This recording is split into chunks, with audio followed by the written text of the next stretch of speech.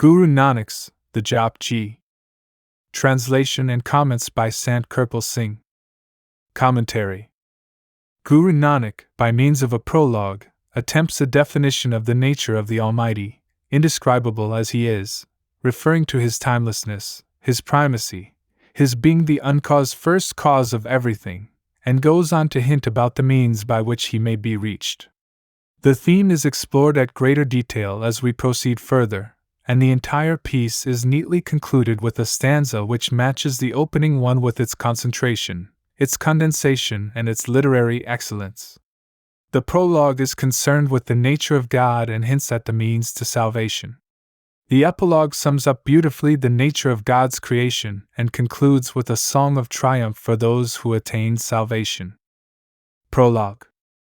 There is one reality, the unmanifest manifested. Ever existent, He is Naam, conscious spirit. The Creator, pervading all. Without fear, without enmity.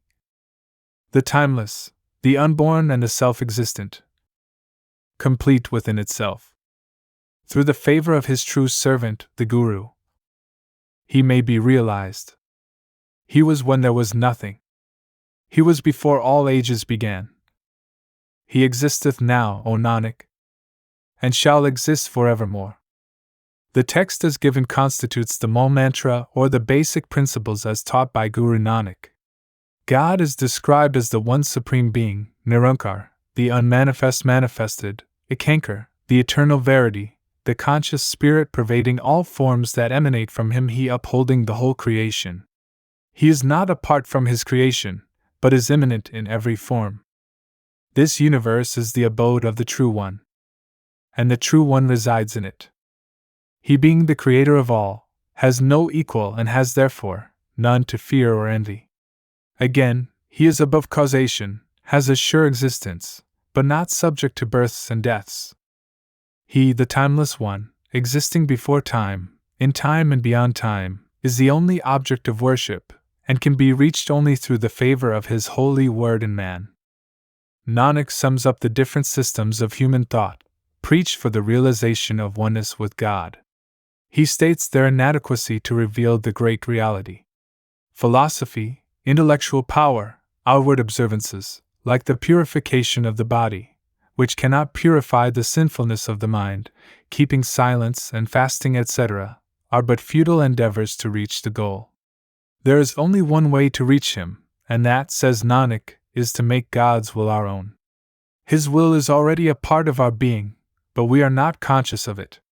It is not question of finding or creating something new, but rather of attuning oneself to what is already there. Stanza 1. One cannot comprehend Him through reason, even if one reason for ages. One cannot achieve inner peace by outward silence, not though one sat dumb for ages. One cannot buy contentment with all the riches of the world, nor reach Him with all mental ingenuity. How may one know the truth and break through the cloud of falsehood? There is a way, O Nanak, to make His will our own, His will which is already wrought in our existence. Hukam or will, itself, is something which no words can describe. It baffles all description. The real understanding of the divine will comes only by direct revelation to every soul. But with a view to bring home some idea of it, the Master indicates the multifarious aspects directed by His will. He then goes on to indicate the touchstone by which one may know those who have become one with His will.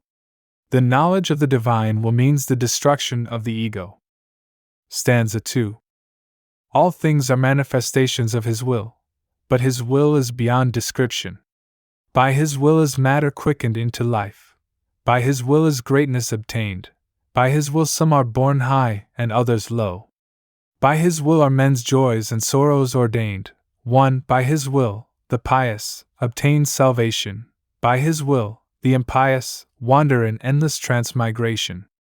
All exist under His will, and nothing stands outside. One attuned with His will, O Nanak, is wholly freed from ego. Comments. 1. The reference here is to the law of karma or the law of cause and effect. Our joys and sorrows are all ordained, being the result of our past actions. As one sows, so does one reap, is a common aphorism. Elsewhere, Nanak has beautifully said, "The flowing pen of his will runs according to our deeds." Nanak, as a great teacher, anticipates the confusion that might arise in the minds of some seekers by the study of various scriptures. These do not always say the same thing about God's will, but there is no need for doubt and skepticism, for what they really describe is not God's will, which in itself is indescribable, but its various workings and manifestations. God's will pervades and directs His creation, but it is something more, something that is itself and above and beyond creation. Stanza 3. Some sing of His greatness, but only according to the power bestowed upon them. Some sing of His bounties, taking them as His signs. Some sing of Him as incomprehensible. Some sing of Him as transmitting dust into life, and life into dust again, creator and destroyer, the giver of life and its withdrawer. Some sing of Him as at once the nearest, and the most remote. There is no end to His description. Countless have tried to describe Him, but He still stands beyond all description. His recipients may tire, but His bounty is untiring. Ages upon ages, man has fed upon it. His will directs the world, and yet, O Nanak, He dwells beyond concern or care. Comments. God's will is indescribable, and the question arises, how may we become one with it? Guru Nanak replies that the best we can do is to sit in meditation at the early hour of dawn and commune with His holy word. Our actions and our efforts count, no doubt it is through them that we achieve human birth, but, says Nanak, we cannot earn salvation, for it must come as the gift of His grace. Guru Nanak in the Jap Ji turns time and again to this paradox, that salvation is only possible through His grace, yet we need effort to achieve this salvation. Stanza 4. True is the Lord, true His holy word. His love has been described as infinite. Men pray to Him for gifts, which He grants untiringly. When all is His, what can we offer at His feet? What can we say to win His love? At the ambrosial hour of the early dawn, be you in communion with the divine word and meditate on His glory. Our birth is the fruit of our actions, but salvation comes only from His grace. O Nanak, know the True One as immanent in all. Comments. Communion with the holy Naam, the divine word, together with meditation on His glory, is the open sesame to the realization of the one being. Word is the substance and the power by which all life is made. Holy communion with its rapturous strains is a gift that can be attained only through a living Master. In His company a life of holy inspiration and love of God is followed, and the inner eye is opened to see the presence of God in all things. Nanak had hinted of this in the prologue itself, and now proceeds to describe the greatness and importance of such a soul. A true master is not a mere human being, but has become one with God, and as such contains in himself the powers of all the gods and goddesses. He is veritably the Word made flesh and blood. The one lesson that such a master teaches his disciples is to meditate always upon the Lord, the Creator of everything, and never to forget Him. Stanza 5. He can neither be established nor created. The Formless One is limitless, complete in Himself. Those who worship Him are honored. Nanak, ever sing of the treasure house of all virtues. Let us sing of Him and hold communion with the Word, with hearts full of loving devotion, for then shall all sorrows end and we be led joyously homeward. The Master is the song eternal or Word personified. He is the Vedas, the Scriptures. He is saturated with the divine. He is Shiva, He is Vishnu, and He is Brahma, and their consorts Parvati, Lakshmi and Sarasvati also. The greatness of the Master, even if known, cannot be described with mortal eloquence. My Master has taught me one thing. He is the Lord of everything. Him I may never forget. Comments.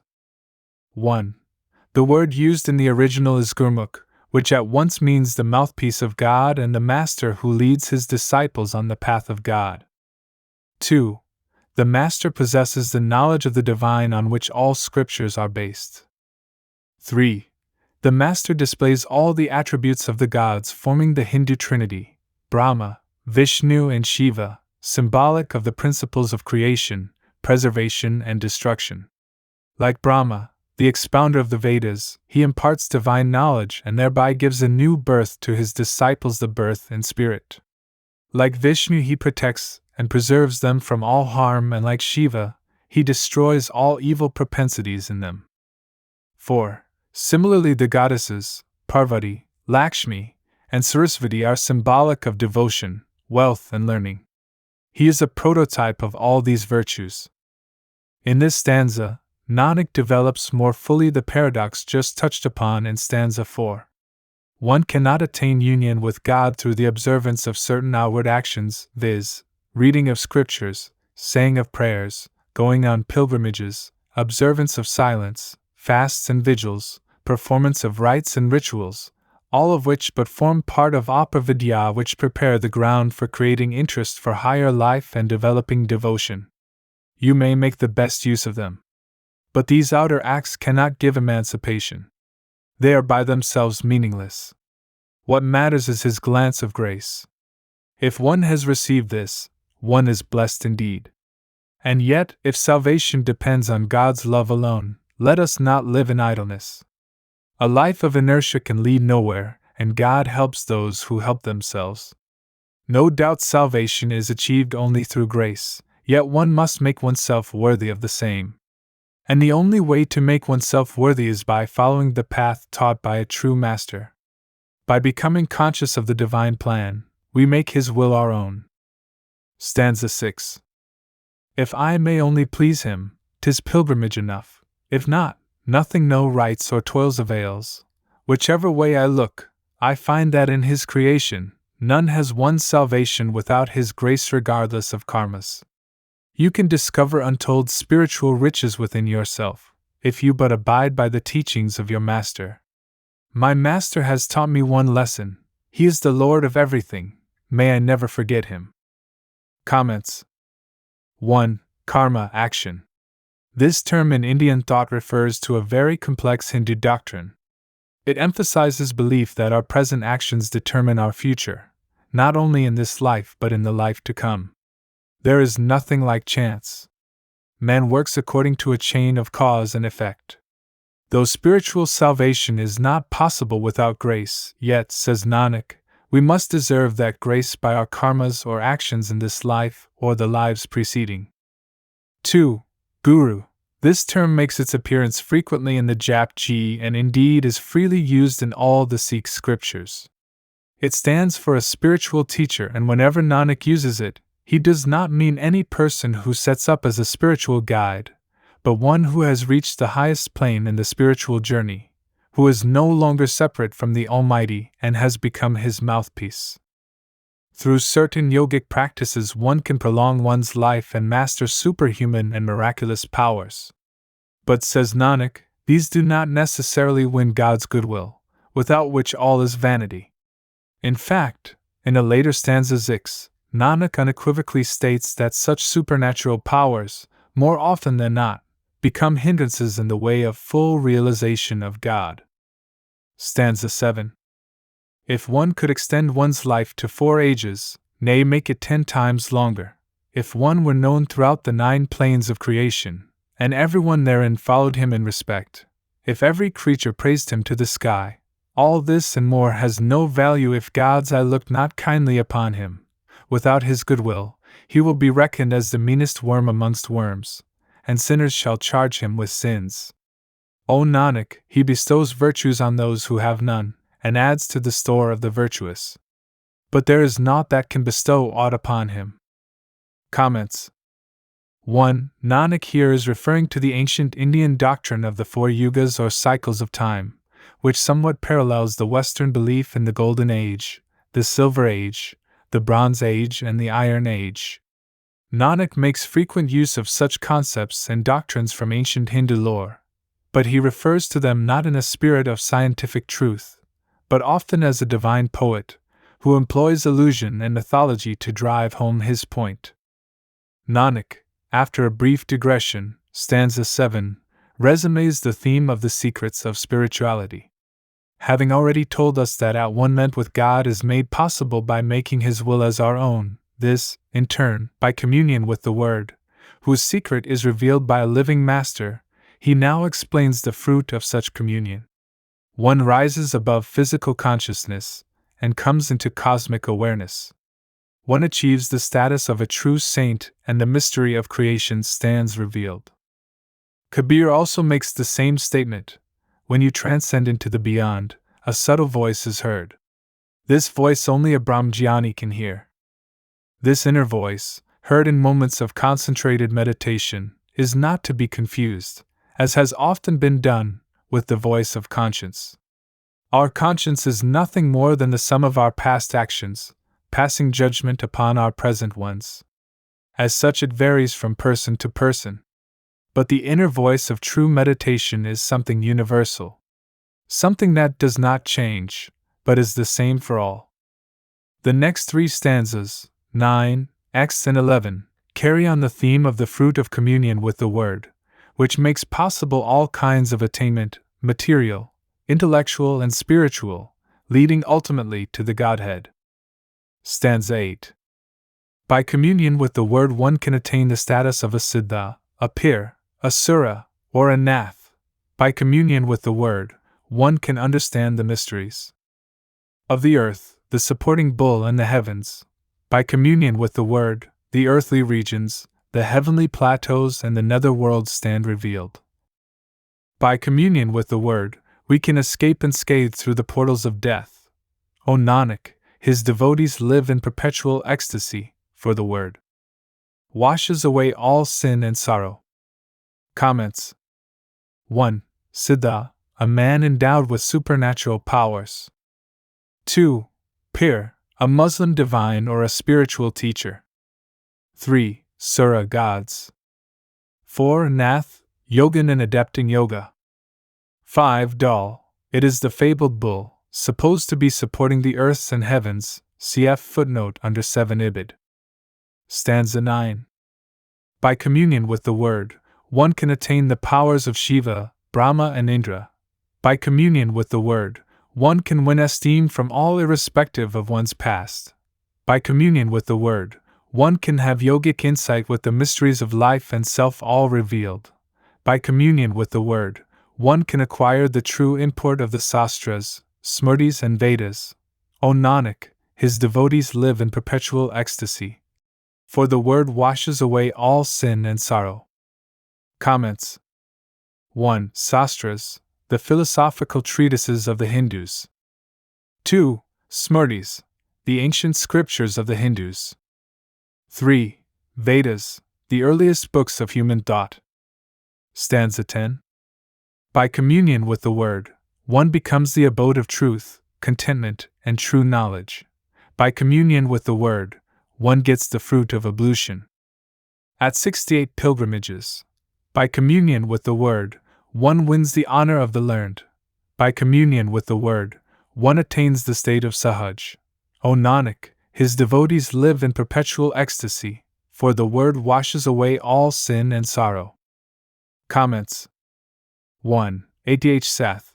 Literally, these two words mean 8 and 60, i.e., 68. Nanak is once again making use of the Hindu belief that ablutions at 68 places of pilgrimage bring purity from all sinful acts. See footnote under 7 Ibid. 2. Sahaj. This term refers to the state when the turmoil of the physical, astral, and causal worlds with all their enchanted panorama are transcended and the great principle of life is seen within. Stanza 11. By communion with the Word, one becomes the abode of all virtues. By communion with the Word, one becomes a sheikh, a pir, and a true spiritual king. By communion with the Word, the spiritually blind find their way to realization. By communion with the Word, one crosses beyond the limitless ocean of illusionary matter. O Nanak, his devotees live in perpetual ecstasy, for the Word washes away all sin and sorrow. Comments. Nanak, having tried to describe the fruit of communion with the Word in the preceding 4 stanzas, now goes on to tell about the state of one who has attuned his will with the divine will which cannot be described, as his will is beyond description. The idea of the controlling power in this world may be said to be the divine will. God himself is formless, but he assumed form, he became the word or Naam. It was from this word that the various planes of creation sprang into existence, one below the other. He who practices the word, i.e., withdraws his soul from the body and lets it be drawn up by the power of the divine music of the word, can progress from one spiritual plane to another, until he reaches the very source and becomes one with it. As he proceeds on the journey, his mental and spiritual horizons widen. His soul is cleansed of its past sins and freed from the binding chains of karma. It thus transcends suffering and escapes from the wheel of transmigration.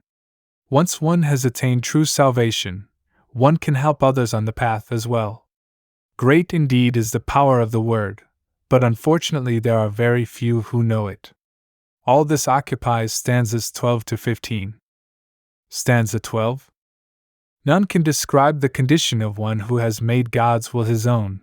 Whoever tries to do so must realize his folly. No supply of paper, pen, or scribe can ever describe the state of such a one.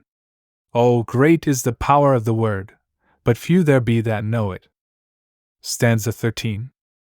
By practice of the word, one rises into universal consciousness and develops right understanding. By practice of the word, one develops clairvoyance and transvision of the whole creation. By practice of the word, one is freed from sorrow and suffering. By practice of the word, one shall not go to Yama, one, after his death. 0. Great is the power of the word, but few there be that know it. Comments. 1. Yama. It is known to the men who know of the world beyond, that at the time of shaking off the mortal coil, souls are ushered into the other world by certain messengers who are the angels of death, Yamduts. Sinners are badly treated by them, while the others are invariably led before Yama, the king of death.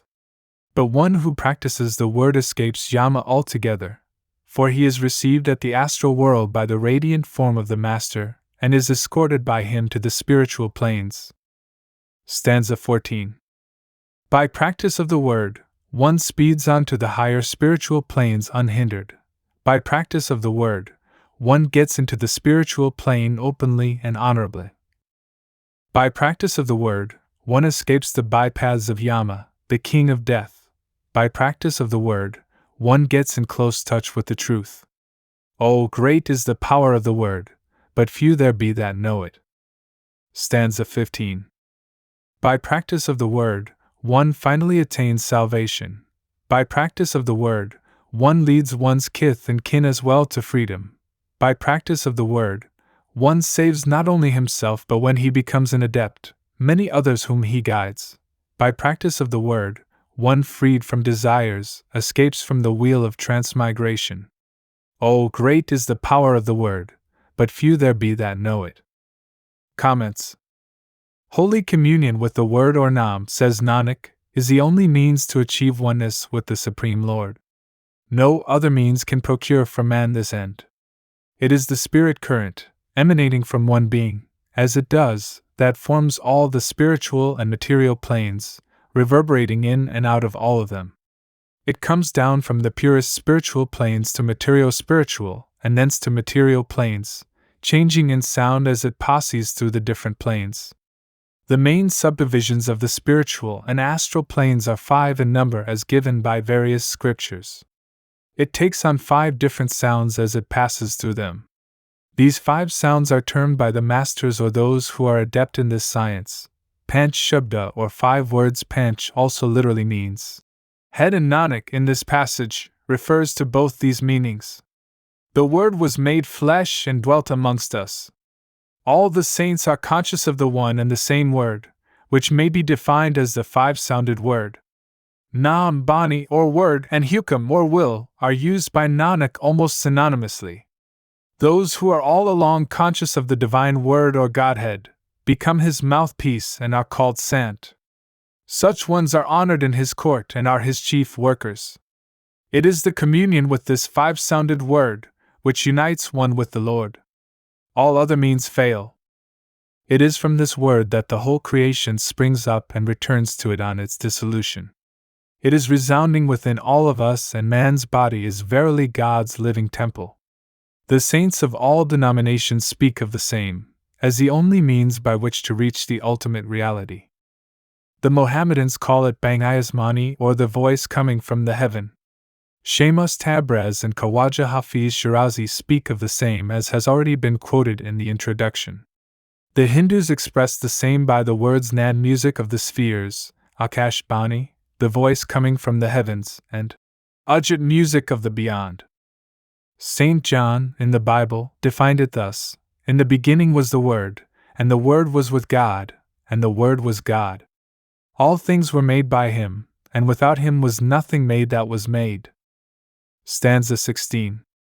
The saint, or the Word personified, is acceptable at His court and is the chief elect therein. The saint adorns the threshold of God and is honored even by kings. The saint lives by and meditates on the one word. Whoever discusses and expounds the mystery of his creation realizes that the works of the Creator are beyond reckoning. Dharm, or word born of His grace, is the proverbial bull that is harmoniously sustaining the creation. Whosoever realizes this verily knows the truth. It is nothing but the Word that is carrying the crushing load of the entire creation, for were this earth upheld by a bull, that in turn must be supported by some other planet and that by another, and so on ad infinitum. What a tremendous load! What other power could support it? None but the Word. There is no end to the creation. There are countless forms of life with varied names, species, and colors, writ on the objective world by the ever-flowing pen of the Creator. Who can reckon His creation, and if one could, how great would be the count? How great is His power, and how beautiful His handiwork? Who can count the measure of His sweet bounty? With one word of His, this vast creation blossomed into being, and 1,000 streams of life sprang into existence. What power have I to conceive of Thy wonderful nature? Too poor am I to make an offering of my life to Thee. Whatever pleaseth Thee is good. Thou art forevermore, O Formless One. Comments. 1. The Hindus believe that the word was Eko Aham Sahushyam, meaning thereby I am one, and wish to become many. The Mohammedans say that the word was Kun Faikun, as He willed, and lo, all the universe sprang up. Guru Nanak, in this stanza, gives the picture of those engaged in good deeds, those who seek to reach Him in diverse ways. These set ways, though praiseworthy, are not to be compared to the God vision made possible by communion with and practice of the Holy Word, by which means alone one can make God's will his own. Stanza 17. Countless there are that remember Thee, and countless those that love Thee. Countless there are that worship Thee, and countless those that seek Thee in austerity and penance. Countless there are that recite from sacred books Thy praises, and countless those that, absorbed in yoga, stand indifferent to the world. Countless those Thy devotees who contemplate Thy attributes and wisdom, and countless those that practice truth and charity. Countless are the heroes that boldly face the foeman's steel, and countless those who have vowed silence, meditate on Thee with unceasing love. What power have I to conceive of Thy wonderful nature? Too poor am I to make an offering of my life to Thee. Whatever pleaseth Thee is good. Thou art forevermore, O Formless One. Having spoken of the pious, Nanak now lists the impious. Stanza 18. Innumerable comments. Innumerable are the fools, stark blind in ignorance, and innumerable the thieves and crooks that thrive on ill-gotten gains. Innumerable those that exercise tyranny and oppression, and innumerable the cutthroats living by heinous crimes. Innumerable those that revel in shameless sins, and innumerable the liars that practice fraud and falsehood. Innumerable the impious that live on unwholesome, foods, and innumerable the slanderers who add to their burden by calumniating others. Innumerable the many for lowly Nanak to describe.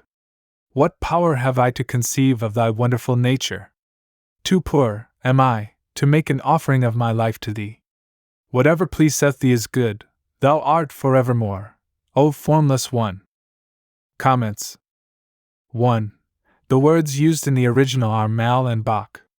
which mean eating unwholesome food and refer to non-vegetarian diet and intoxicants. Even vegetarian diet and otherwise harmless drinks, if procured by unfair means, are also classed as unwholesome, and as such their use proves a positive hindrance on the path. Manifold is his beauty, and vast is his creation. It baffles all description. Words cannot picture it adequately. Yet if words are inadequate, they are the only means at our disposal.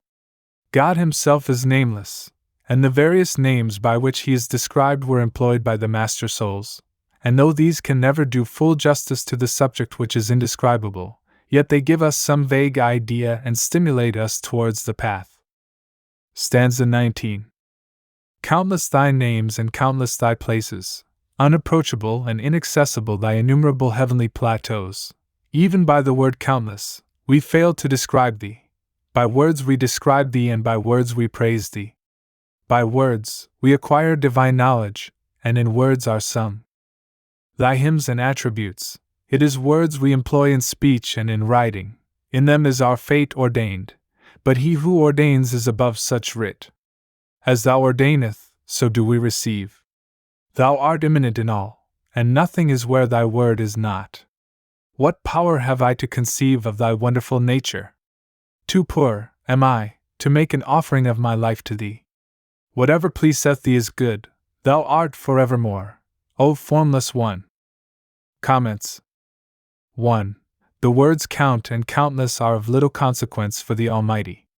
He who is immanent in everything and is the very life of the creation itself, knows every particle thereof. Our souls have been wandering under the control of the mind and the outgoing faculties, and have been defiled by impressions of the outside world, so much so that we have become identified with the body and forgotten our own self and God. How to purify the mind from the dirt of sins and free the soul from the bondage of matter, forms the subject matter of this stanza. To make his will one's own, by communion with the Lord, is the only means to this end. Actions, good or bad, fail to procure communion within, as they keep one attached to the outward observances, which bind the soul to matter. Lord Krishna says, good or bad actions are fetters, which equally bind the soul to the world, irrespective of whether they are of gold or of iron. The horizon of mind is darkened with the mists of sin gathered in previous births. Until these are cleared away, the sun of divinity cannot shine forth in full glory.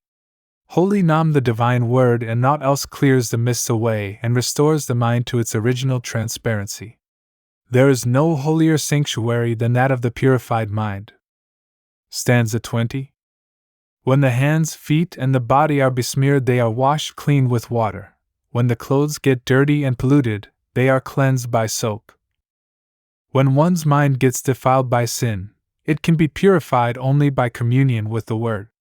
Men do not become saints or sinners merely by words, but they carry deeds with them wherever they go.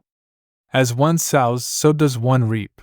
O Nanak, men come and go by the wheel of birth and death, as ordained by his will. Comments. 1. The inexorable law of karma, or the law of cause and effect, also works under his will. Good actions like acts of mercy and charity, although commendable in themselves, do not have an important bearing on the highest spiritual attainment. They cease to be of consequence once the soul begins its inner journey from the till, or the third eye. If therefore thine eye be single, thy whole body shall be full of light. Matt 6:22. Borne along the current of the word, the soul reaches Amritsar, or Amritsar, or the fount of nectar, the Amritsar in man. There any impurities that may be still clinging to the soul are finally washed away. Thus the soul is made fit for the onward journey to the highest spiritual plane of Sat Nam, which is of ineffable greatness and glory. Stanza 21.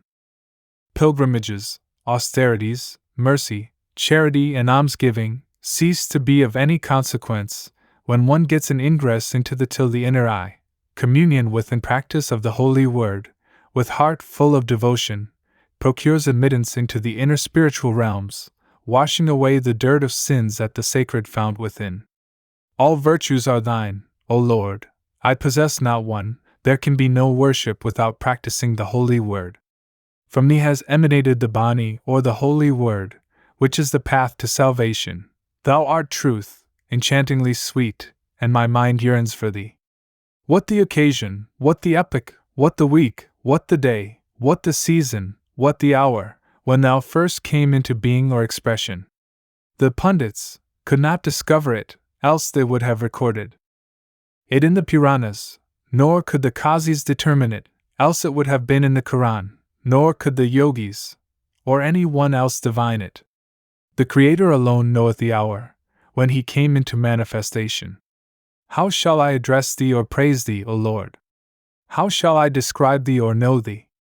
O Nanak, one and all speak of thee, each wiser than the rest. Great art thou, and greater still is thy holy word. What it wills, cometh to pass. Thy greatness thou alone knoweth. And those, O Nanak, that claim to know the most, shall have no honor in the life beyond. Comments. 1. Till, it literally means the mustard seed. Here it is used for the ganglion between and behind the two eyes. Hindus call it Shiv Netra or the third eye. In the Gospel it is termed as single eye. The Sufis call it Nakta Savita. It is the seat of soul in man. It is the first stage where the soul collects itself and is enabled to rise in the higher spiritual planes. Guru Ram Das, in this context, says, mind wanders away every second as it has not entered the till. Bhai Giddas has given a beautiful description of it in his Kabats and Swayas numbers 140, 141, 213, 265, 269, 270 and 294. Kabir has also referred to till in his dohas or couplets. Tulsi Sahib tells us that mystery of God is revealed only when one penetrates behind the till. 2. The sacred fount of nectar is the Amritsar or Amritsar in man. It is not to be confused with Amritsar, the sacred pool founded by Guru Ram Das, 4th Guru, and completed in the time of Guru Arjan, 5th Guru. The sacred fount, here referred to by Nanak, is situated in the third spiritual plane, called the Dasam Duar. The Mohammedans call it Hauz-i Kausar, and the Hindus term it as Prag Raj. It is here that the pilgrim soul gets its real baptism and is washed clean of all impurities and regains its pristine purity. 3. Truth or Satnam resides in Sachkhand, which is the highest of the 5 spiritual planes, where the Formless One dwells. This is explained in the stanzas assigned for the various planes at the of the text. 4. Pundits, or the learned men conversant with Hindu scriptures, like Vedas and Puranas, the ancient treatises. 5. Qazis, or the Muslims learned in religious law and theology. God's creation is manifold, and beyond human comprehension. The finite cannot conceive the infinite. All attempts to know Him and His creation fail. However, one thing, says Nanak, is certain, and that is that everything emanates from the one source. Stanza 22. There are millions of nether regions and skies above skies. Man has wandered endlessly in his search. The Vedas also say the same. The Muslim books speak of 18,000 universes, but it is the same power that sustains them all. If it could be accounted for, an account of it would have been recorded. All attempts at description are in vain. O Nanak, amid His greatness, He alone knows Himself. Comments. Even if one, through communion with the Word, merges into the infinite, one still cannot fathom its depths, for the illimitable has no limits. It is enough that the stream loses itself in the ocean. Blessed are they whose hearts are filled with the divine love, and no earthly possessions compare with them. Stanza 23. His devotees praise Him, yet never attain full knowledge of the infinite. Like streams tumbling into the ocean, they know not the depths therein. Even kings and emperors with heaps of wealth and vast dominion compare not with an ant filled with the love of God. Comments. God's creation is limitless. Many have tried to fathom its mystery, yet none can know Him until they reach His height. The soul beholds God when it enters into Sachkhand, the highest of the spiritual planes. How can it be otherwise? How can one behold what is pure spirit with these material eyes? One must transcend on the wings of the word, and one can only do so through his grace. Stanza 24. Endless are his praises, endless the words of commendation, endless his works and endless his gifts, endless his vision, and endless his inspiration, endless and beyond understanding is his purpose, endless his creation and endless the ends thereof. Endless men search in anguish for his limits, but his limits cannot be found. Endless he is, and none can know his end. The more we say, the more he is. Exalted is the Lord, and exalted his abode, more exalted still his holy word. He who reaches his height, he alone may glimpse him. O Nanak, he alone knows his greatness, and it is only his glance of grace can lift us to his height. Comments. His bounty is supreme. Magnanimous, as he is, he showers his gifts on all alike, whether good or bad. All have their share, none is ignored. He knows us all, better than we do, and bestows on us what is the best for us. But the greatest of his bounties is the gift of the eternal song. When he confers it on man, out of his grace, it makes him the King of Kings. Stanza 25. His benevolence is manifold, and none can record it. He is the giver of all, coveting nothing in return. Many are the warriors, who are beggars at his door. And many more, whose number is beyond reckoning. Many are those who, misusing his gifts, wallow in sensuality. Many who, receiving his gifts, deny him. Many the fools who only eat and enjoy, but think not of the donor. And many lie afflicted by hunger, misery and pain, which too are thy gifts, O Lord. Bondage and salvation both go by thy will, none else has any say therein. If some dare claim otherwise, he shall soon have cause to repent of his temerity. He knows all and bestows accordingly. But few there be that realize this. O Nanak, on whom he bestows his gift of the song celestial, is the King of Kings. Comments. Nanak in this passage refers to the uniqueness of God's attributes. Not only is he unique and peerless, but so are his regents, the master souls, who sell the priceless wares of his holy word.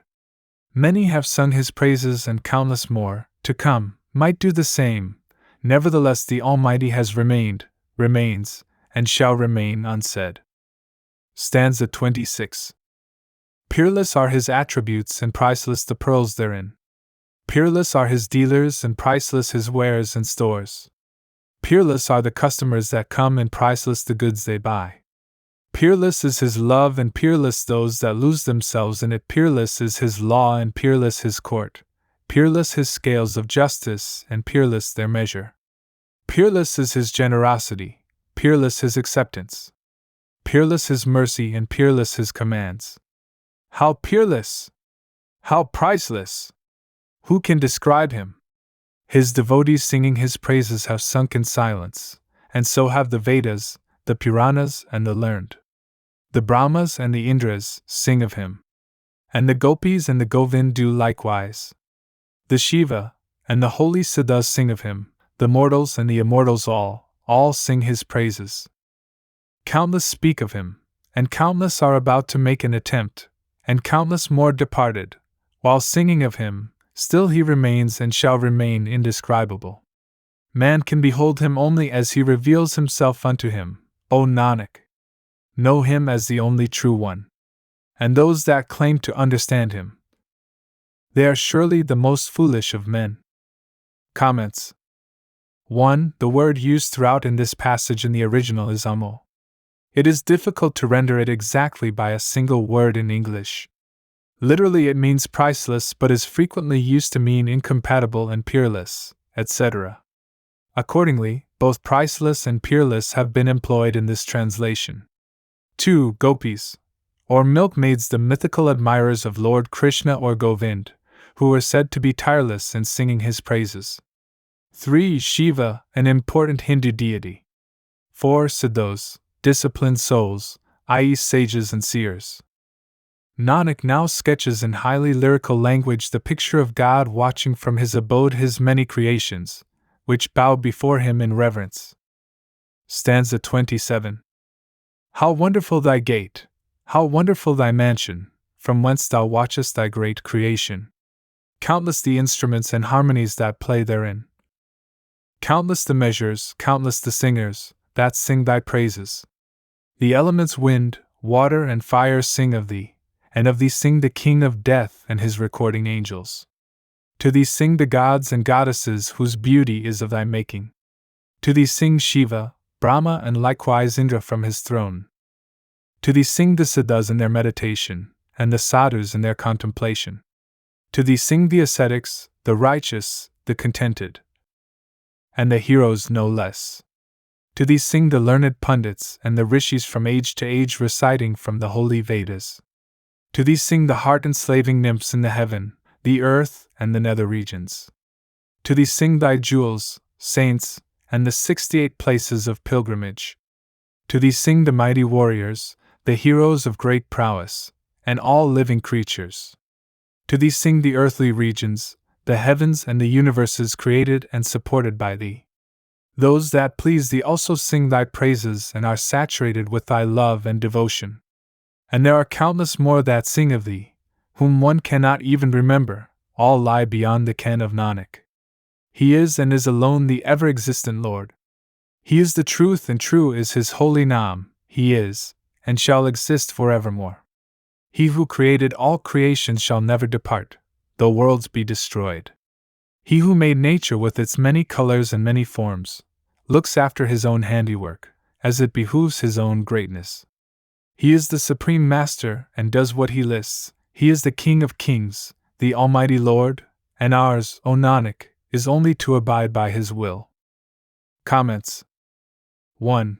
The Ramraj, keeper of the law who dispenses justice to souls after they have left the body, according to their actions, whose record is maintained by Chitra and Gupt, the 2 recording angels. 2. Khanis, Nanak here refers to the 4 khanis or categories of living creatures according to their mode of birth, to wit, I and Ij, those born from eggs, like birds, snakes, fish, etc. 2. Jaraj, those born from the fetus, like men and animals. 3. Abhuj, those that sprout from seeds, like trees, shrubs, and vegetables. 4. Setaj, those that grow out of sweat, filth, etc., like lice and worms, etc. Nanak, now turning from his contemplation of the Almighty, concentrates on the kind of life required to reach his door.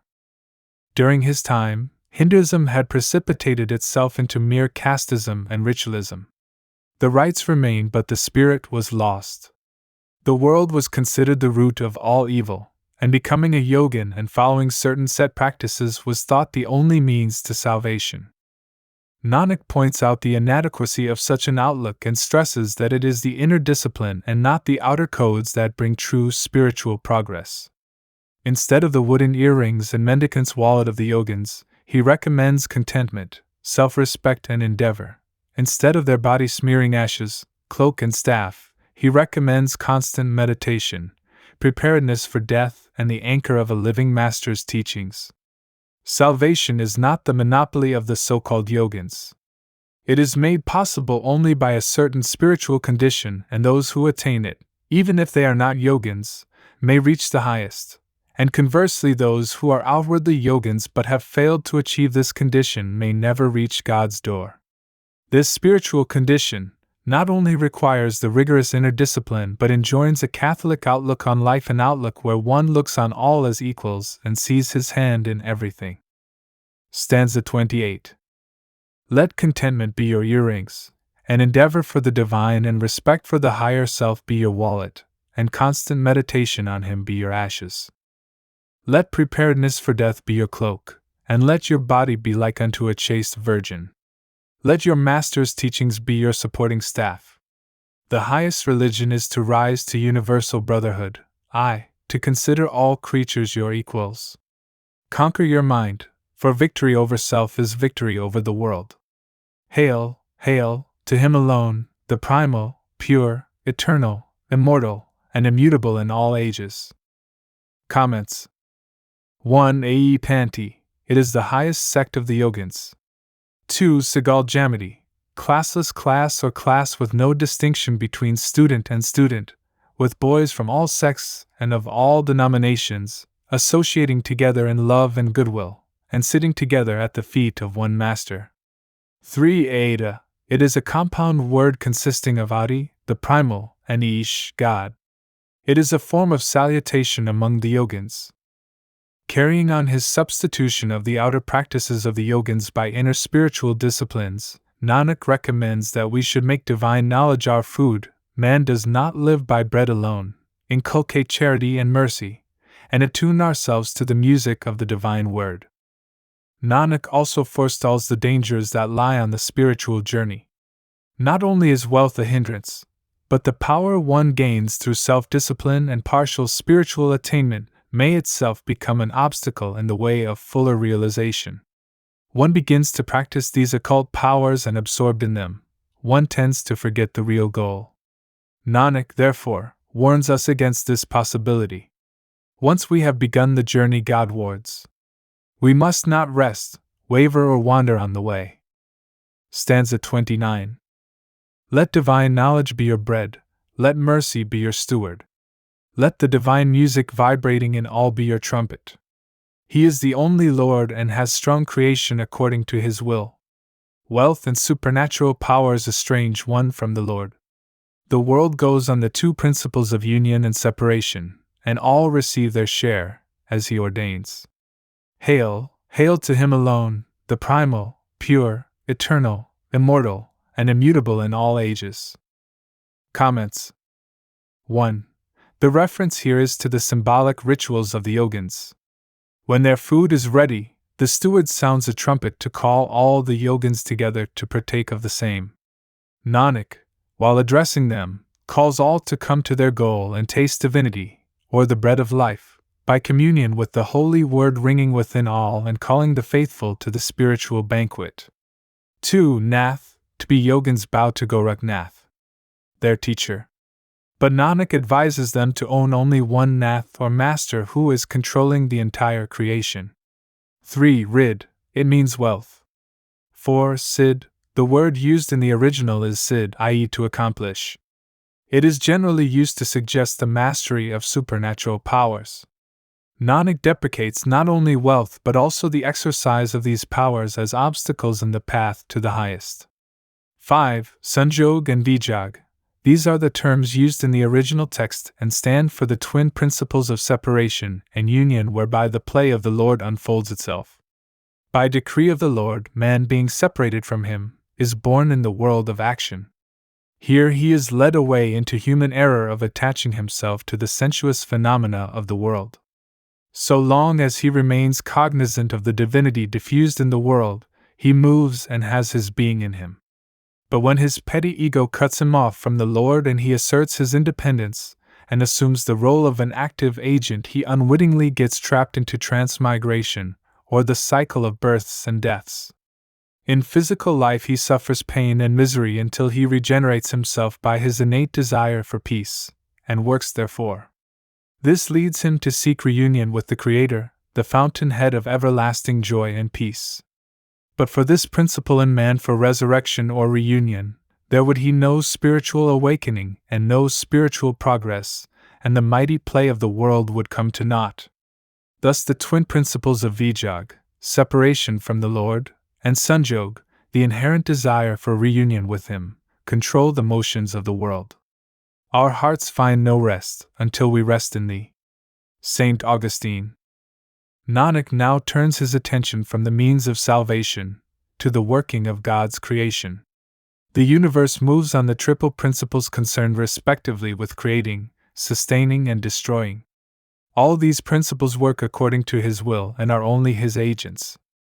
But though God watches over these agents, they paradoxically cannot know him who is the subjective and the formless, since they are part of the objective creation. Stanza 30. The Great Mother, conceiving, brought forth three regents, the first creating, the second sustaining, and the last destroying. What he desires, they perform. They work under his will. But great the wonder, though he watches over them, they behold him not. Hail, hail to him alone, the primal, pure, eternal, immortal, and immutable in all ages. Comments. 1. May this word in the original can mean both mother and Maya, illusionary matter. Nanak, referring to the two meanings, regards Maya as a mother who has borne 3 sons, who symbolize the 3 principles that sustain her dominion.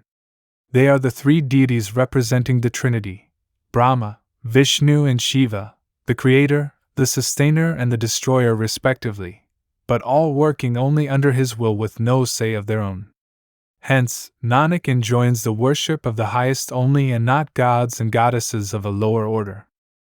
And now Nanak, once again, returns to the Almighty Creator. He has his exalted abode in the different planes of all creation. Whatever arrangements he has made are made final and ultimate. He has made permanent laws in all spheres which set creation a-going. He is the unchangeable permanence.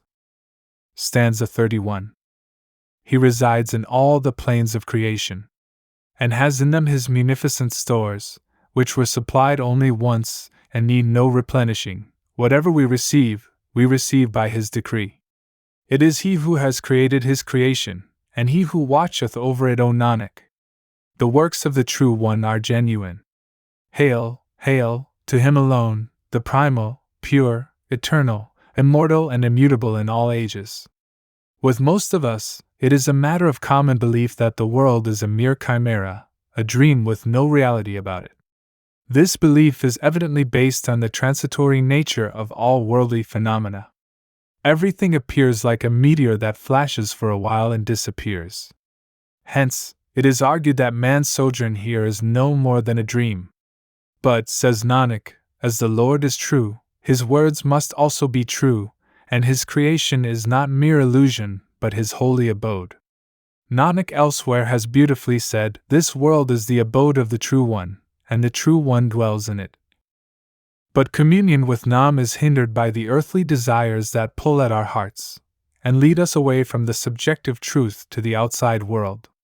How then is one to overcome these desires? Nanak enjoins that the way lies through Simran, or constant remembrance of the Lord. Other saints and sages have said the same thing. The subject of Simran has been dealt with in more detail in the introduction. There are 2 powers working in man, the pranas, or motor currents, and the spiritual or sensory currents. Many yogins endeavoring to reach the highest have sought to withdraw both these currents. But the masters, Guru Nanak among them, have taught that it is unnecessary to control the pranas. One may withdraw the sensory currents without touching the pranas, through Simran, and through focusing one's attention behind the eyes at the seat of the soul. Once one has withdrawn the entire sensory currents, the body continues to function normally as regards respiration, digestion and circulation, etc.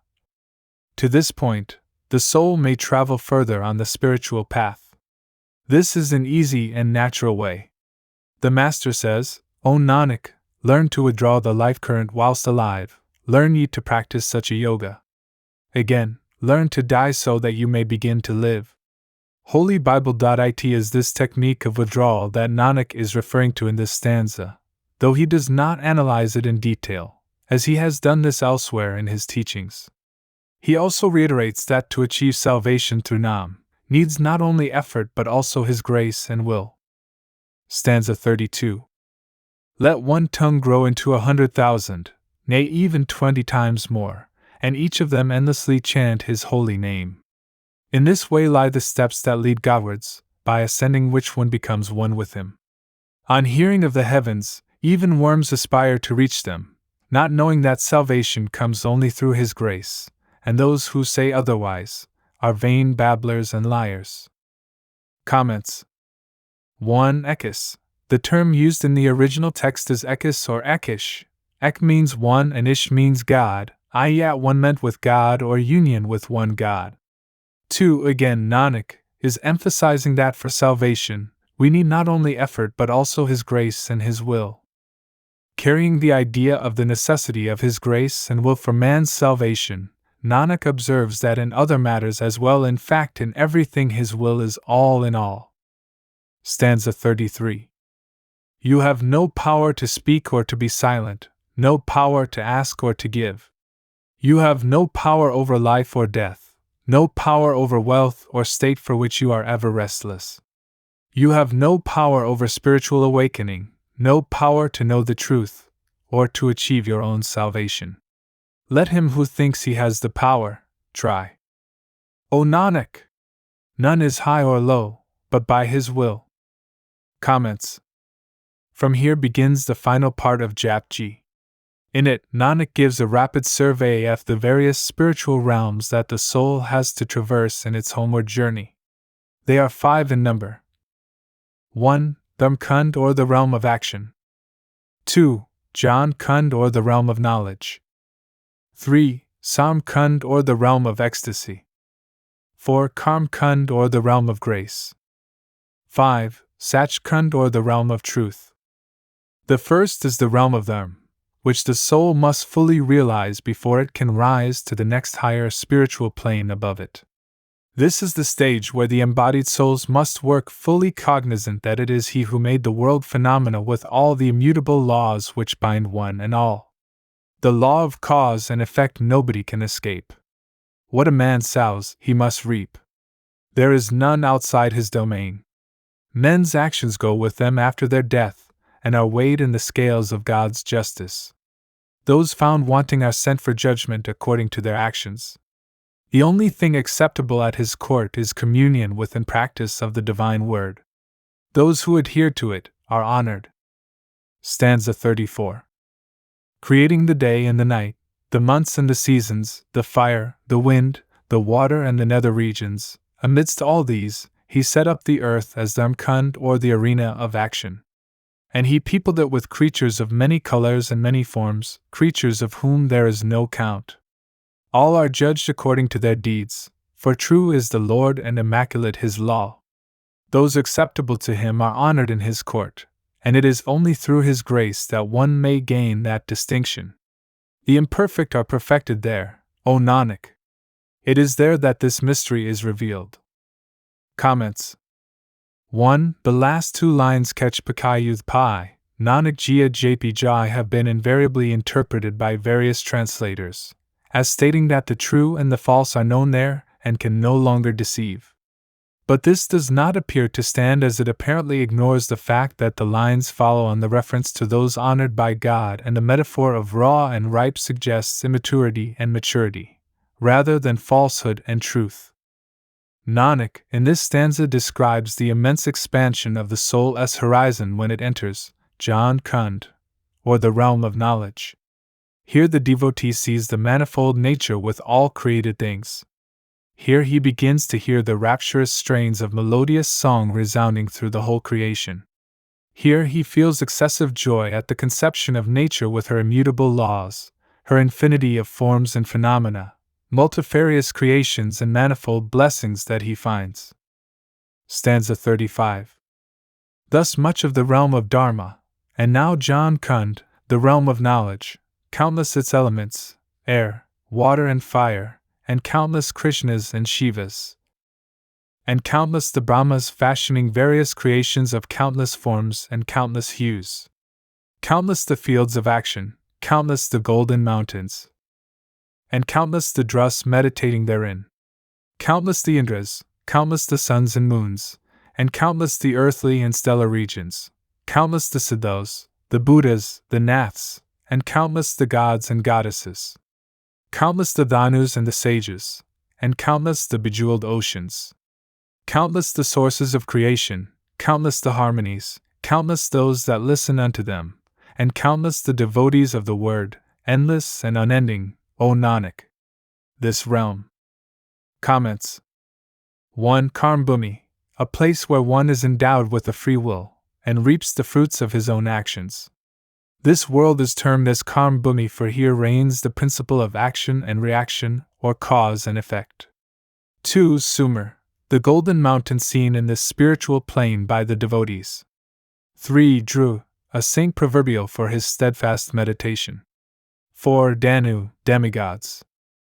From the description of Jnankund, or the realm of knowledge, Nanak proceeds to describe Samkund, or the seal of ecstasy. Here everything is enchantingly beautiful and marvelously strange, and words are of no consequence. It is here that the soul becomes etherealized by the power of the word and one gets an insight into the real nature of things. Stanza 36.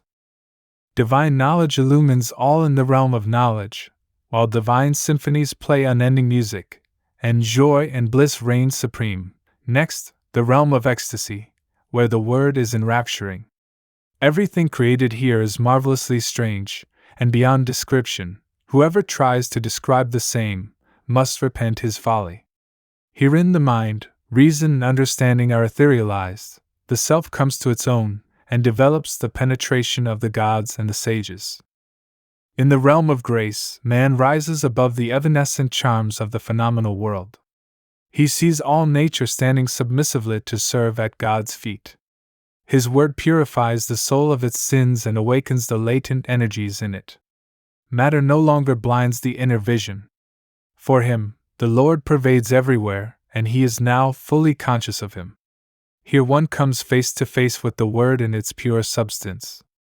And he now knows himself and his true origin, for he sees himself as of the same substance as God. Finally, the pilgrim's soul reaches Sachkhand, or the abode of truth. Here complete oneness is realized, and it sees all universes functioning according to his will in devout awe and adoration. Even remembrance of such a vision is blissful, but the vision itself is such that no eye has ever seen, the heart cannot conceive, and the tongue cannot describe. Stanza 37. Higher still stands Karmkund, the realm of grace. Here the word is all in all, and nothing else prevails. Here dwell the bravest of the brave, the conquerors of the mind, filled with the love divine. Here dwell devotees with devotion, incomparable as Sita's.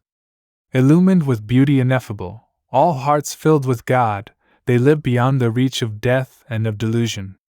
Here dwell the Bhagats or sages drawn from all regions, who rejoice in the True One and live in perpetual bliss. Sachkhand, or the realm of truth, is the seat of the Formless One. Here he creates all creations, rejoicing in creating. Here are many regions, heavenly systems and universes, to count which were to count the countless. Here, out of the formless, the heavenly plateaus and all else come into form, all destined to move according to his will. He who is blessed with this vision rejoices in its contemplation. But, O Nanak, such is its beauty that to try to describe it is to attempt the impossible. Comments. 1. Sita, the wife of Rama, known for her great devotion. 2. The word delusion here refers to the delusion of Maya or matter. 3. Karara Sar, literally it means hard as iron, metaphorically impossible. Now Nanak, before concluding, lists the qualifications required of a devotee before he can succeed on the spiritual path. He sums up these qualifications as 6 in number. The first of these is chastity of thought, speech, and deed. This is the first prerequisite for the dawn of higher life, and is the foundation on which the superstructure of spirituality is raised. Christ has also said, "Blessed are the pure in heart, for they shall see God." Purity is, verily, the key that unlocks the door of meditation leading to the mansion of the Lord. Secondly, one must develop patience, which enables one to bear cheerfully whatever may befall. Thirdly, one must have control over one's thoughts and cast away all desires to ensure equilibrium of mind. Fourthly, steady, daily practice of, and holding communion with, the Word with full faith in one's Master. Fifthly, one should live in the devout awe of His presence, stimulating one to untiring effort to achieve ultimate union with Him. And over all, one must love Him with an intensity that burns up all impurities and blazes the way to His door. Stanza 38. Make chastity your furnace, patience your smithy, the Master's word your anvil, and true knowledge your hammer. Make awe of God your bellows, and with it kindle the fire of austerity, and in the crucible of love melt the nectar divine. Only in such a mint can man be cast into the Word. But they alone who are favored by Him can take unto this path. O Nanak, on whom He looks with grace, He fills with everlasting peace. Comments. 1. chastity here refers not only to physical purity, but even more to the spiritual one, of spotless thoughts, words, and deeds. In this finale, Nanak, by way of an epilogue, gives a complete view of life, its nature, its purpose, and its salvation. We are all like children, whom the Mother Earth nourishes. Each one sows the seeds of his actions and reaps the fruit thereof. God's justice is immaculate. They that act well move nearer towards him, they that do not act well move farther away from him. They alone who practice the holy word will be saved, not only they, but countless more their companions and disciples, through their good actions. Finale. Air is the master, water the father, and the earth the mother. Day and night are the two nurses in whose lap the whole world is at play. Our actions, good and evil, will be brought before his court, and by our own deeds shall we move higher or be cast into the depths. Those who have communed with the Word, their toils shall end, and their faces shall flame with glory. Not only shall they have salvation, O Nanak, but many more shall find freedom with them. Comments. Here, all the living beings are likened to children. The water, i.e., sperm, is the father, giving them life. The earth, like a mother, affords them nourishment. Day supplies them with work and is, therefore, the male nurse, while the night lulls them to rest, as a female nurse. The breath of the true Master imparts the divine word, without which a man's soul is dead.